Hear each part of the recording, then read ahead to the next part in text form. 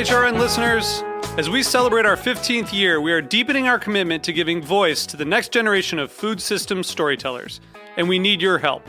Our internship and fellowship programs help activate new possibilities for underrepresented and underestimated young people through experiential journalism, audio engineering, and production training. Through these unique programs, HRN helps food equity stewards build essential workforce readiness skills that expand their potential and foster economic mobility. Please consider supporting these critical programs. And with a minimum donation, you can be entered to win a dinner for two at an amazing restaurant in one of 8 cities and tickets to a concert at a great venue in one of those cities. We have incredible partners across the country who have donated, as they also share our passion for helping to educate the next generation of food systems storytellers. Check out heritageradionetwork.org/15 to donate and enter to win today. That's heritageradionetwork.org/15 to donate and enter to win today. And make sure you donate before March 31st. Thank you. This episode is brought to you by Heritage Foods, an online and wholesale distributor of heritage breed meat and poultry. Learn more at heritagefoods.com. I'm HRN's Communications Director, Kat Johnson, with a preview of this week's episode of Meat and 3, our weekly food news roundup. Fall is finally here, so it's time to get funky and devote an episode to some of our favorite spunky microbes. Fungi just provide this beautiful, whimsical lens on how the world works. They have so many roles. They're this strange and magical-seeming group of organisms, but they've got it all figured out. Should you eat the cheese rind? Can you eat the rind? These are like the biggest questions. We'll answer all of your questions about mysterious mushrooms and crazy curds. Plus, we'll give you a sneak listen to the newest season of Modernist Breadcrumbs. So tune in to this week's Meat and 3 on Heritage Radio Network, available wherever you listen to podcasts.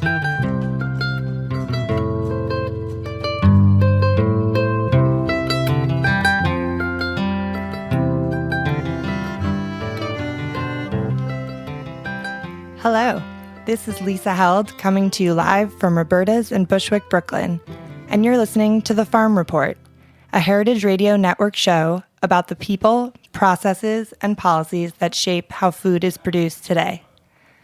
I'm here today with James Peisker and Chris Carter, the founders of Nashville-based butcher shop Porter Road, and we're going to be talking about how they work with farmers in Tennessee and Kentucky to sell better meat. Welcome, James and Chris. Thanks for being here. Thank you for having us. Thanks for having us. All right, so I think we should just dive into your origin story. We were talking a little bit before this about how Porter Road came to be. Can you kind of walk us back and tell me a little bit about your inspiration? Absolutely, yeah, sure. What inspired us?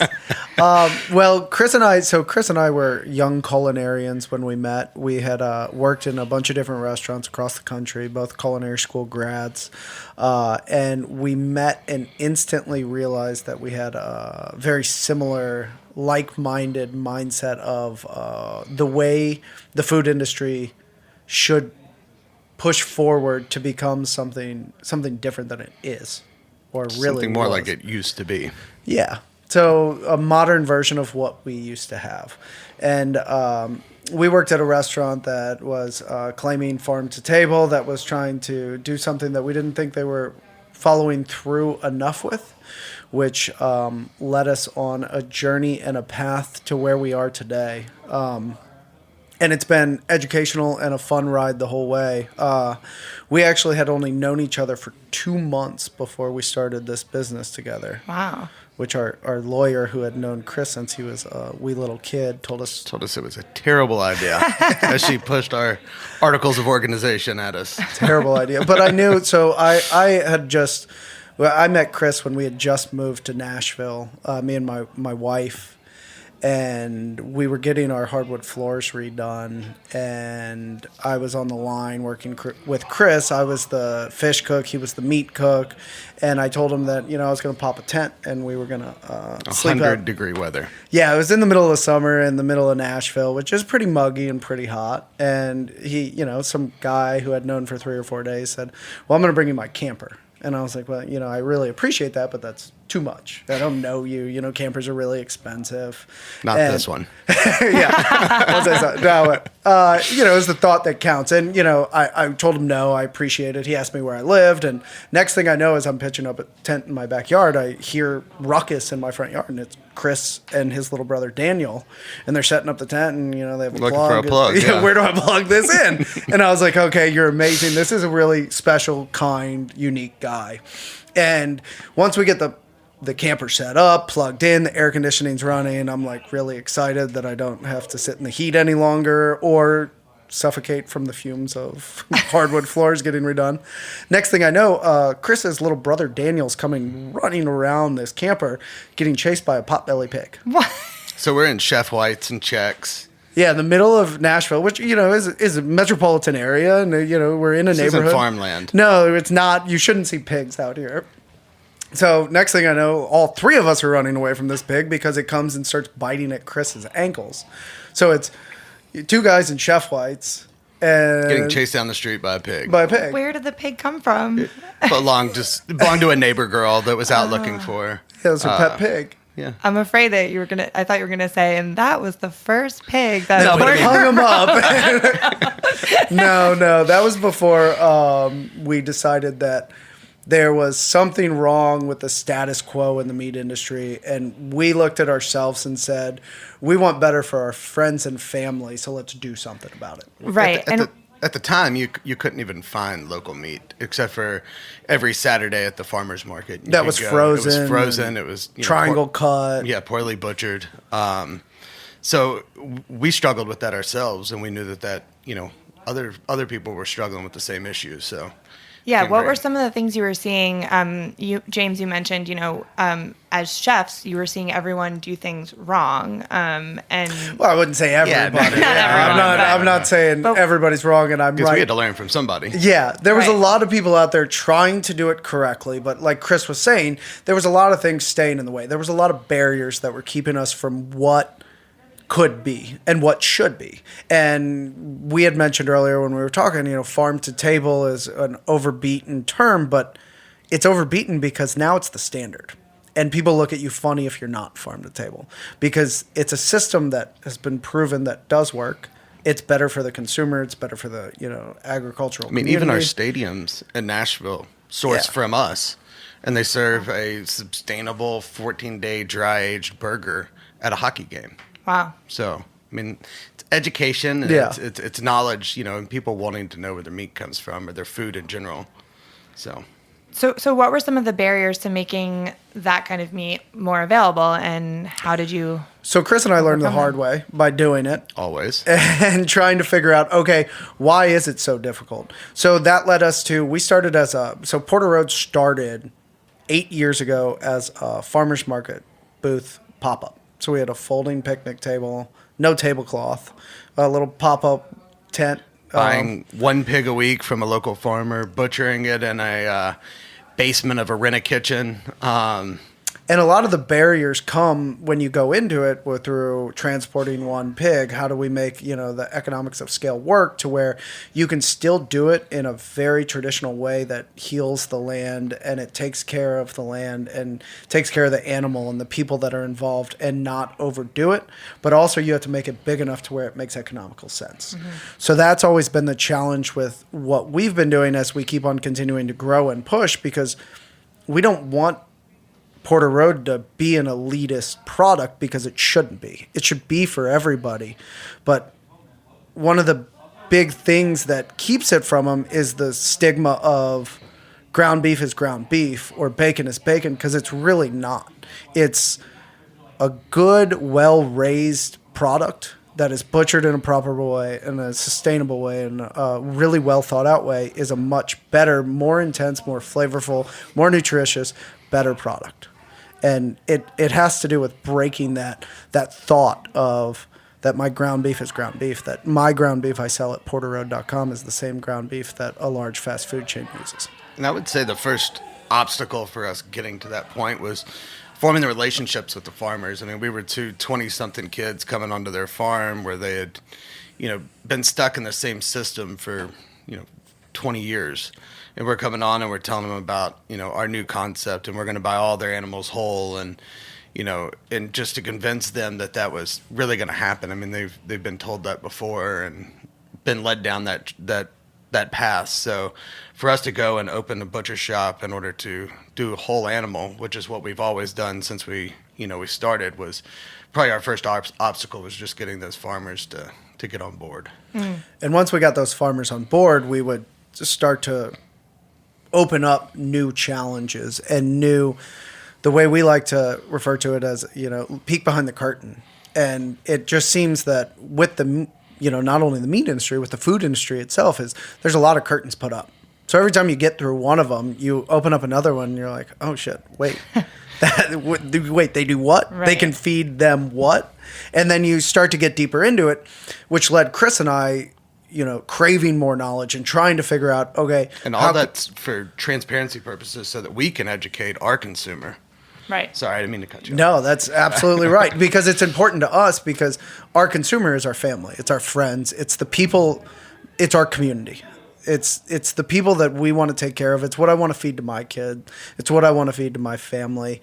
So the more we could figure out and the more we can learn about it, the better we can make it. Right. So it led us to, opening the butcher shop, the brick and mortar butcher shop, going from there. Okay, how can we make it better? Okay, there's a missing link. So it actually, Chris and I went slaughterhouse shopping, which is not something you do every day. And it led us into something that, I don't think Chris and I as kids ever, thought about owning a processing facility and all the things that come into it. And we won't, get into details. Yeah, No, I want we'd love to for get it. into details. Right, and we will. But Yeah. I mean, we would love for us to have been able to continue the way we were, but we couldn't without controlling that aspect. We worked directly with the farmer to make sure that they were being fed and raised properly, and we lost control when it went to the processing facility.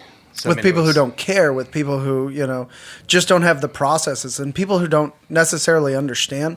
There's a large disconnect from people who have worked in the standard industry of agriculture right now with the people that have the views of the way it should be. Mm-hmm. And because it's the status quo, and because you can use a shock stick and it's legal and it's normal, doesn't mean you should do it. Right. So, we came in and said, well, we're going to take this tool away from you because it's not humane. And then people look at us, well, what am I supposed to do? Yeah. And I mean, even with our facility, it's 2 hours outside of Nashville, but it's 30, 45 minutes away from the farm. So once again, it was more important for us to take the extra time to drive to a facility that was a little bit further away in order to shorten that travel time for the animals, which are a lot less accustomed to it. They don't know their favorite radio stations. They don't know how to tune into Heritage Radio. So you own the slaughterhouse and We do, the processing. Yeah. You own basically the entire In process our at this system, point. it's farmer, us, you.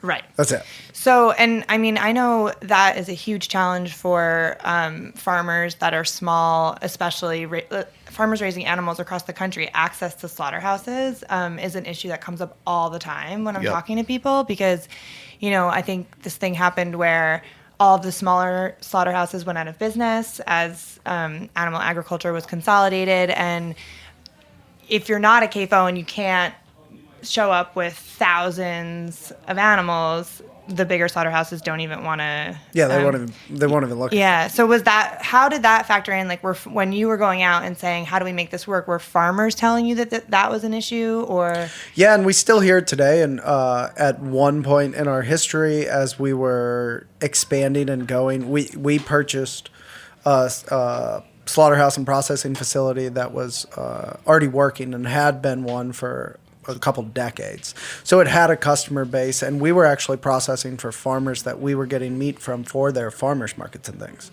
The issue is that everybody is so price sensitive because you're competing against a facility that's doing 20,000 head of cattle a day, and we're processing 2 for Farmer Joe. Mm-hmm. And you just can't make it to where the slaughterhouse can make enough money to pay its employees properly and keep up and maintaining, that the farmers at the farmers market can be price competitive enough at the grocery stores because they're already 2-3 times the price because of the way they raise the animals. So it just continues to add on, and until we make, the Porter Road mentality to 100% pasture raised, no antibiotics, no hormones, dry age, all of those, the industry standard, there's such a far gap that the slaughterhouses that are disappearing that the farmers are so concerned about. The issue is that the farmers can't pay them enough to continue to open and operate. And we tried extremely hard, like day and night, all the time, to try to make it work.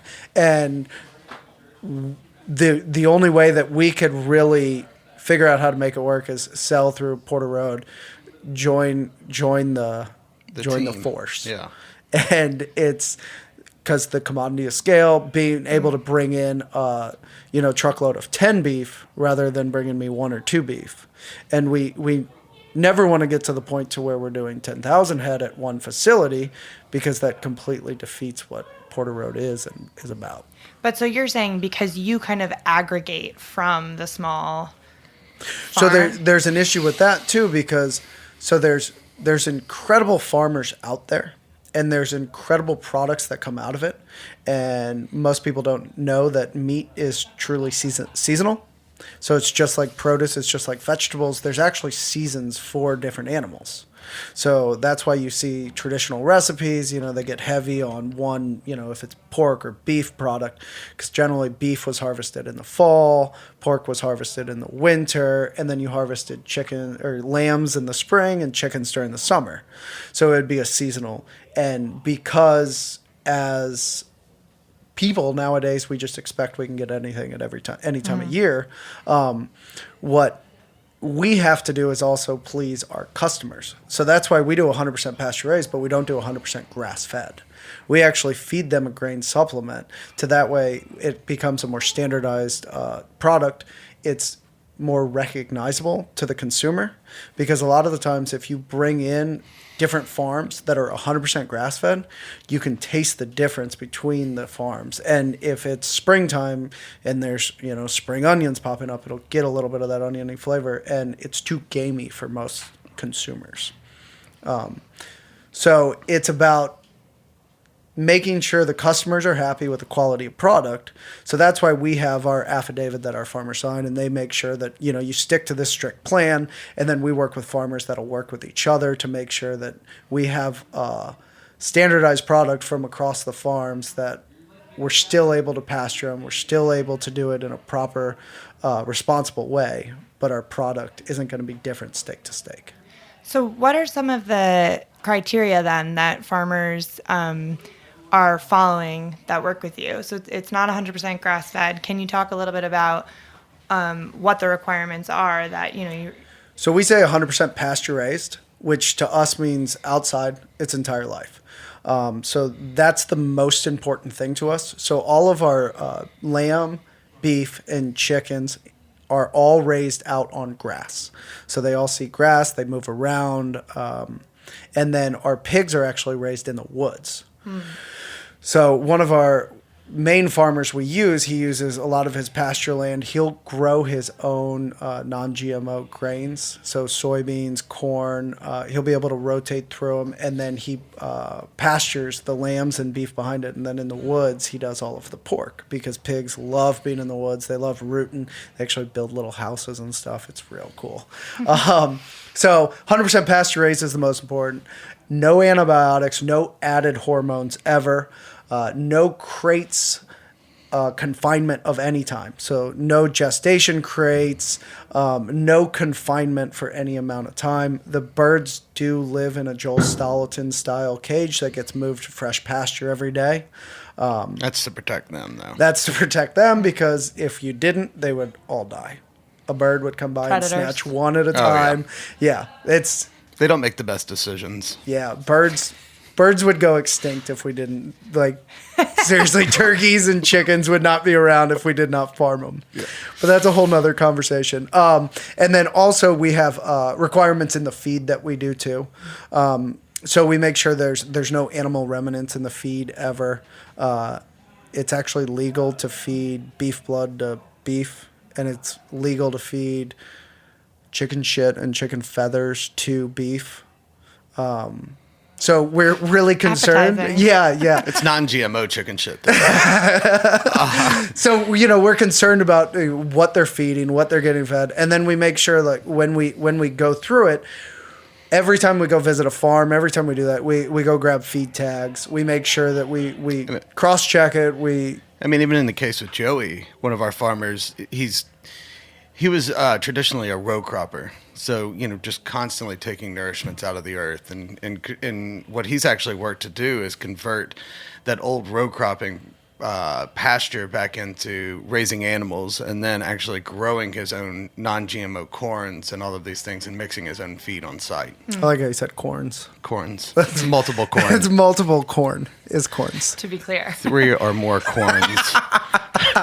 I love that idea of farmers that are changing their practices to sell to you. And I want to push back a little bit on the idea of kind of meeting consumers where they are when it comes to grass-fed. I guess if part of your mission is kind of change the food system and make sure that we're doing things better when it comes to the way that we farm, isn't there an argument for trying to change consumer preference? Absolutely. Yeah, there's an argument for everything. Absolutely. But let's walk before we run.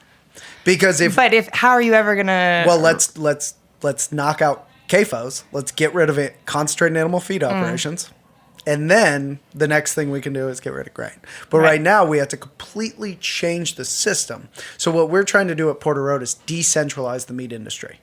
So if we can have facilities that are closer to the farms, that are shipping out, multiple facilities that are shipping out, that are lowering the cost of shipping meat to the consumer, lowering the transportation from the animals, it's increasing the revenue into these small rural places.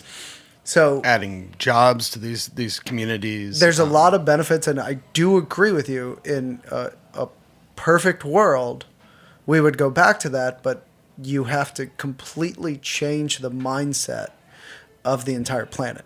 Because if you said tomorrow that, well, you can't have beef in the spring because it's not fall yet, people are going to look at you like you have 12 heads and then go buy the KFO cheeseburger. Right. So we're trying to change the meat industry slowly, and we're trying to get people to start thinking about it. We'll always have beef during the spring. It'll be available. Yeah. And I think, what we have the challenge of, because I have lots of very good friends that are very strict and staunch, and I agree with them, and that's why I hang out with them, because I have the same beliefs. But I think, we need to make sure that it's not an elitist thing. It is for everybody. And if you want to go, from A to Z, you're going to skip out on a lot of people along the way, and you're not really going to make a difference. That's like saying everybody go vegan tomorrow. Right. It's not going to work. I'm sorry. We're going to eat meat. We're going to continue to eat meat, and let's do it in a responsible way. Right.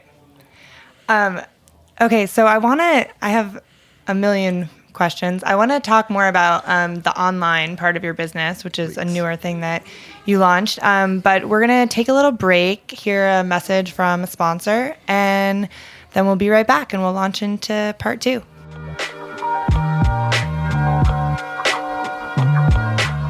This episode is brought to you by Heritage Foods. Heritage Foods was founded to sell ancient breeds of livestock and poultry that were becoming extinct, largely because industrial agriculture willfully pushed healthy heritage breeds aside for more profitable, faster-growing animals. Rare heritage breeds are saved when popular demand increases and farmers have the incentive to raise them. This Thanksgiving, we encourage you to buy a turkey from Frank Reese's Good Shepherd Poultry Ranch. Frank's turkeys are 100% purebred heritage, 100% pasture-raised, and 100% antibiotic-free. Turkeys are available in 2-pound increments. You choose your size. Don't wait. Pre-order your Heritage Thanksgiving turkey today at heritagefoods.com. All right, this is Lisa Held. You're listening to the Farm Report on Heritage Radio Network. We are jumping back into a conversation about meat and farming, and we're here with the founders of Porter Road. We talked a lot about sort of the system that you guys are working within in Nashville before the break, and I want to talk a little bit about the economics of your business and the difference between the brick and mortar shop that you've started, how you're selling now, and where all that's going in the future. So first of all, I think you just tell us a little bit about. I think you just launched online sales. Is that right? In February, yes. February. Okay. So what was the thinking behind that? Why go online? Thinking behind that was that in order for us to continue to grow, we had to reach as many people as possible. And I mean, online sales is clearly the best way to do that. So in February, we launched the first whole animal online butcher shop. Yeah, so it gave us an opportunity to be able to make a bigger difference. And we, over the 5 years previous, when we were working behind the counter and working at the butcher shop, we made a lot of new friends, met a lot of customers, and 5 years is a long time. Yeah, so people start moving away. They graduate from college. They move across the country. And they became part of the family. So we kept in communication with them. And, we would get these emails every once in a while that was like, would you please just send me some of your bacon? Like, I miss it so much. I can't get it anywhere else. And then it just one conversation after another. Chris with one of his grade school buddies, Ryan Darnell, having a conversation and starting to open up this avenue. Me giving my dad a bunch of trouble about eating, CAFO meat, and him just saying, just send me an effing steak then. Yeah, because I don't have access to that. Yeah, I don't have a Porter Road down the street from my house. And it really opened up to us that if we really want to make a difference, we really want to make a change, we have to reach a broader audience. And like we've been saying, we don't want to be an elite company. We don't want to be a special occasion company. We think we can be a company for everyday meat eating. We can be something that can help change the world for better with great flavored meat, which is just an added bonus. So it gave us an opportunity to really expand our wings and really try to make a big difference. Right. But part of the foundation of what you guys are trying to do that you talked about earlier is kind of regionalize meat production. And you can correct me if I'm wrong, but no, that's absolutely right. And I feel like you talked a lot about how working with small farmers in local food systems is really important to you. So doesn't then putting that meat online and shipping it around the country, doesn't that contradict that model? No, because as we continue to expand and as we get more customers and we can grow, the idea is that we're going to open up more facilities across the country that will bring in a more localized product. But once again, that's where the grain finishing comes in, that no matter if you're a Porter Road customer and you're going to a beach house for the week in Florida, but you actually live in Seattle, it's going to taste the same. But it's going to come from, if you're in Seattle, it's going to come from a northwest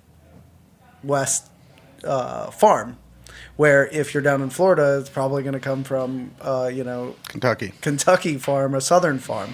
And by being able to standardize that product, what you do is you make it to where people are familiar. And people don't like the unfamiliar. That's why large fast food chains have been so successful. But then aren't you just acting like a large fast food chain? But you're not, because you're decentralizing the system and you're still working with the small farms, but you're giving people the comfort that the quality level will always be there. To where we've even experienced it by working with different grass-fed farmers, and just simply the different practices or the different grasses or the different time of year, you could have a night and day product. You can have a really amazing, delicious grass-fed steak, or you can have one that tastes like a wild venison or deer. Mm-hmm. And it takes a lot of skill, a lot of know-how, and a lot of attention to the details where you can't even harvest. If it's over 95 degrees for more than a week, you wouldn't be able to harvest beef that week because all of that intermuscular fat will be shedded from them being so hot. So there's a lot that goes into that, perfect world grass-fed beef, but there's some kind of situation to where we can have the best of both worlds. We can have the consistency, we can have the quality while still taking care of Earth and taking care of our farmers and taking care of the rural communities. Ooh, that's a tongue twister there. I got excited. You know? I think you're getting excited because there's Everybody's like getting excited, sounds like. Roberta's like staff meal happening or something right outside our little window. It's pretty rowdy out there. You mentioned a few times this idea of you don't want to be elitist. You don't want, you want to be a company that anyone can buy the meat and it's an everyday product. How are you making that happen? Like, how do you make the economics of this work? We know that it costs more to do meat this way compared to commodity beef. So how do you get to a price where people can afford to buy the meat? I think it's more about education. Yeah. And about people understanding that a ground beef is not ground beef, that a pork chop's not a pork chop, that bacon's not a bacon, and what you're going to get out of it. First and foremost, the most simple and thing that hits you in the face is the flavor. You're going to be able to taste so much more flavor, so you're not going to need to eat as much. You're not going to need a half-pound burger, maybe a third-pound burger. I mean, maybe some of us still want a half-pound burger because it's delicious. Some But people want a half-pound burger. so you don't have to eat as much of it. We always, we're a meat company that'll tell you to eat less meat. Yeah. We eat too much meat as a country, as a world for that matter. Absolutely. And what we say is eat a better quality meat and eat your vegetables as well. Because, it's important to have a balanced diet. And, if everybody switched over and everybody only ate carrots, that would become an environmental disaster too. So what we need to do is balance everything out, eat a higher quality, better product that's going to, be better in the outcome. But you also, you don't have to eat as much meat as we always eat. Just eat a better quality, like stuff from porterroad.com. Porterroad.com. And what about, are you guys doing anything with the other sort of other, I'm doing air quotes right now, cuts of meat? So I know that when you sell meat, right, there's this, like, you mentioned grass-fed or ground beef many times. There's the steaks that everyone expects. And then there's the rest of the animal that people are just not used to eating. It's funny. That's actually what got us into the online sales. Oh, really? Yeah. So, I mean, we call them the brand name steaks, your ribeyes, strips, tenderloin. They sell themselves. That's what people come in looking for. That's what people know. That's what they want to put on their grill on the weekend. And us working with a whole animal, which we've always worked with a whole animal, everything we've ever done, we've never opened a box. It's always been an entire animal. It's all about utilization, which brings us back to the economics of what makes this possible for us to be able to ship this meat around the country. But those cuts that would pile up, because we didn't have the reach to sell them through our brick and mortar or through our wholesale, is what pushed us to actually say we have to reach a larger audience if we want to continue to grow, because we have to be able to push these things. And as we were getting into the online sales, that was our biggest fear, is that we weren't going to be able to push these things. We were going to constantly have to educate people on the picanha and the flat iron and the flap steak, and anyway, it goes on and on.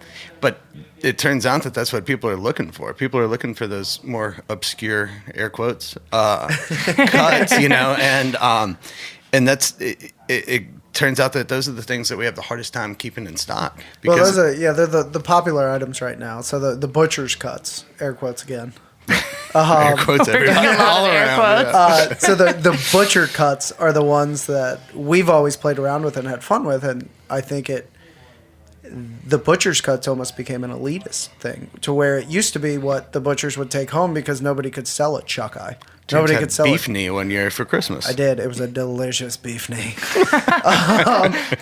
But it's they're becoming trendy, they're becoming hip, but they're delicious. So it's not like a fad because we just happen to figure out, this single muscle is amazing and delicious.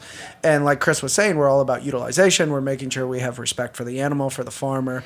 We always tell our butchers when they're cutting, somebody's already spent 2.5 years of their life making this. So don't F it up in 5 minutes. Because if you make a miscut, you've wasted 2.5 years of somebody's hard work and life going into that. So we try to utilize every last piece of it. So we pull up these obscure muscles that actually end up being delicious, flavorful steaks. And now you start to see your big food publications starting to talk about them and the secret things. But it used to be, you had to have a Porter Road down the street from your house, but not everybody lives in Nashville. They're trying to. They're all moving there as fast as they can, but not everybody lives there yet. Plenty of condos. So by us having them online, it, kind of raised awareness, and people were saying, I can get these. And now we have a customer that every single time there's chuck eyes on the website, he buys every last one of them. We also have a customer that does that with skirt steaks. Small skirt steaks. Small to be specifically. Yeah. He does not like large skirt steaks. But like a picana cut, which is a really amazing South American cut that you see on like Brazilian steakhouse posters on the side of the highway. But it's those amazing, delicious cuts that people just don't hear of, and then when you cook it, you're like, where's this been all my life? I don't need one of those designer cuts. I don't need the... It's funny how those things constantly get remarketed as well. Like, we call it the flap, but it's better known as the bavette. Yeah. And we're going to use the French name That sounds instead. fancy. yeah, exactly. Yeah. Yeah, exactly. Oh, now I want Well, for that matter, we used to sell, the picana is a sirloin cap. That's what it's called. it. Call it what it is. We Yeah. called it the sirloin cap forever, and then we hired some really smart people, and they said, well, maybe you should actually call it by its Spanish name, and it worked pretty well. Those smart people, Oh. So I could keep talking to you forever. I want to, before we have a couple of minutes left, because we are on the Farm Report, I just want to go back really quickly to the farmers that you work with. So we talked a little bit about some of the challenges that they face, but can you guys just talk a little bit before we go about the things that you want people to know about the farmers in where you are in Kentucky, in Tennessee? Are there things you think people don't realize about the challenges of farming this way and what they face on a day-to-day basis? There's a way out of the status quo that's not that crazy difficult. And I think it baffles my mind every time I talk to these farmers that grow thousands and thousands of acres of grain and know that they're going to lose money at the end of the year. And it's just mind-boggling to me. And it's just the way it is. It's the way it's been for 60 years. And there is a way out of it. There are markets. There are people that want to be a part of it. But the products that Porter Road sells, anybody that we would even start talking to is less than 1% of all the meat raised in the United States. So what we've said earlier, our standards is less than 1% of all meat grown in the United States. And a lot of these rural farmers, the reason why we always hear about these epidemics in rural America is because there's no money, there's no jobs, there's nothing going on. But by raising animals the correct way, by bringing back, taking away the monocultures out of the rural communities and bringing back that diversity and letting people farm again is going to revive our country and make it, a powerhouse again. You want to add anything, Chris? No. All right. Well, on that note, we're going to wrap things up. Thank you guys so much for being here. I usually ask at this point where people can find you if they want to stay up on what you're doing. www.porterroad.com. I don't think anyone's going to forget. All right. Thank you guys so much for being here. We appreciate your time. You were a blast. Yes. Thank you. All right. Thank you all so much for listening to the Farm Report on Heritage Radio Network. If you enjoyed the conversation, please subscribe to, rate, and share. And don't forget to tune in next Wednesday. See you then.